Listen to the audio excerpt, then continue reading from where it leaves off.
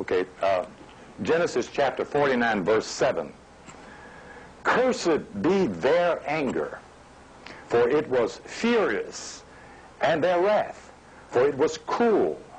I will divide them in Jacob. I will scatter them in Israel. Okay. Now, how many parts are there to the nervous system?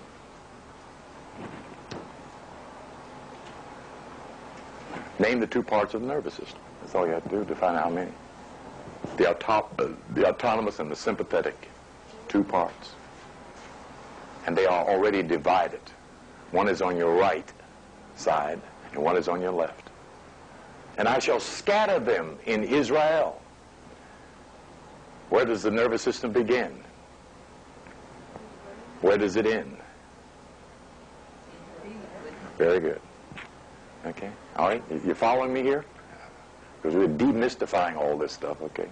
That's the nervous system that is both divided in Jacob, the physical body, and scattered throughout Israel, the spiritual body.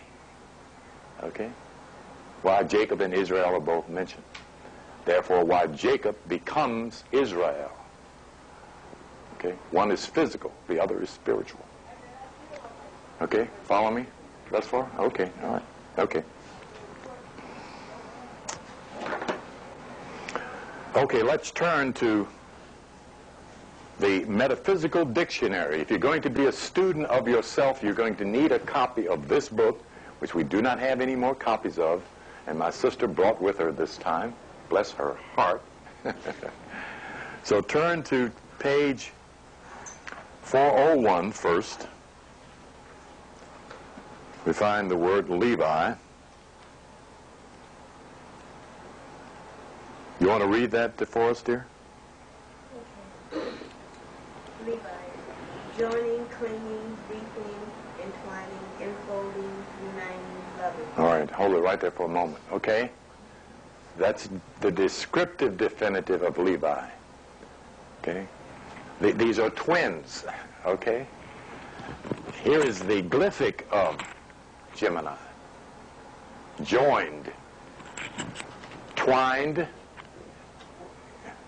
which means that they are not 2, but 1, okay? Why we have those 2 names, but 1 person, okay? All right, go on. Third son of Jacob by Leah. And she conceived again and bare a son, and said, Now this time will my husband be joined unto me, because I have borne him 3 sons. Therefore was his name called Levi. Genesis 29, verse 3. Okay, let's jump over that and go right to the metaphysical meaning. Okay, meta. The faculty of love in human consciousness. Love is the uniting, joining force of divine mind. When Leah, human soul, brought forth Levi, she said, Now this time will my husband be joined unto me. We connect our forces with whatever we center our love on. If we love the things of sense, they become part of us, and we lose the ability to enter into the realms of spirit mind.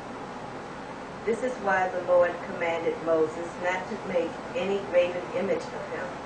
Graven images are made by mental pictures.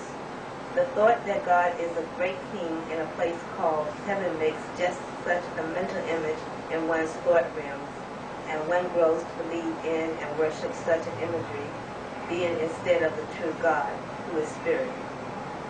Keep going. Yeah, I'll hold it right there. First of all, Fillmore ducks and dodges the astrological. Okay? He only allows the hint of, because he was dealing with the philosophical knowledge, not the deeper meaning, clarified meaning of these names in relationship to the science that they were propagated for. Okay? In other words, the 12 sons did not pre-exist the science. The science pre-exists the 12 names of. So they are built, the names are built around the science. That's the work of the Kabbalistic writers, is to take knowledge and legislated as allegory, story form, parable, symbolic representation in terms of imagery and its hidden meaning, thereby giving it a exoteric, visible meaning as it is acted and dramatized out or people out, okay? And though Fillmore infers throughout this dictionary the reality of astrology, he never acknowledges it as a valid science in the scriptures. Okay. He only hints at it. Okay. In fact, he even gives some names that most astrologers were not even aware meant astrology. One is Mazaroth, which most preachers thought was a monster, and it represents the constellations of the universe. Okay. All right. Now, the reason I'm turning here, I want you to hear this about Gemini. Mercury and Venus were in the same degree of Gemini in the 11th house. It was easy to predict twins, a boy and a girl. Mercury is in Gemini, masculine, while Venus furnished the feminine indication. Okay.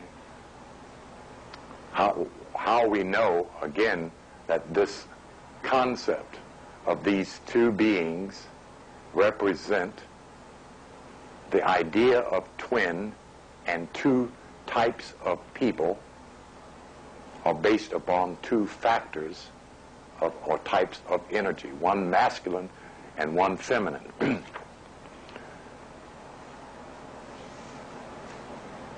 In most depictions of Gemini, it is usually given two male children or two children, and it is assumed that both the children are boys or both are girls, when they are not, because they represent the positive and negative aspects of the cerebral spinal systems, the sympathetic and the autonomous nervous system. One that allows us to view the third dimensional reality, that gives us contact with the third dimensional reality, the autonomous nervous system. The other, the sympathetic nervous system, allows the soul to cognize and intellect the third, fourth, and other dimensions, which allows our spiritual nature to work through our physical nature in relationship to the spiritual realms. That is the duality in its cosmogony of Gemini and this particular allegorical story of Levi and Simon or Simeon, okay? Okay, Mercury being the planet of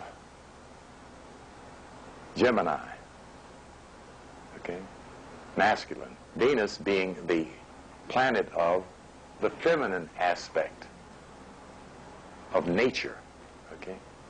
Venus represents divine love, okay? Okay? Did that make any sense to anybody? Okay, the Thummim and the Urim are also found in this dictionary. They are first considered to be 12 stones, which is found in Exodus chapter 28, verse 15. Exodus 28, verse 15. They are mentioned there.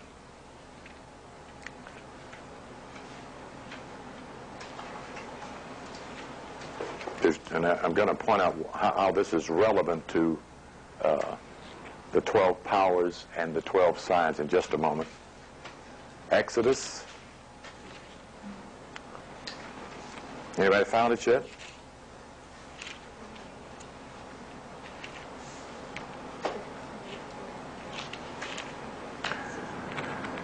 And you shall make a breastplate of judgment, the work of a skillful workman, like the work of the ephod. You shall make it of gold, of blue, of purple, and scarlet material, and fine twisted linen. You shall make it. It shall be square and folded double, a span in length and a span in width. And you shall mount on it 4 rows of stones. The first row shall be ruby, topaz, and emeralds.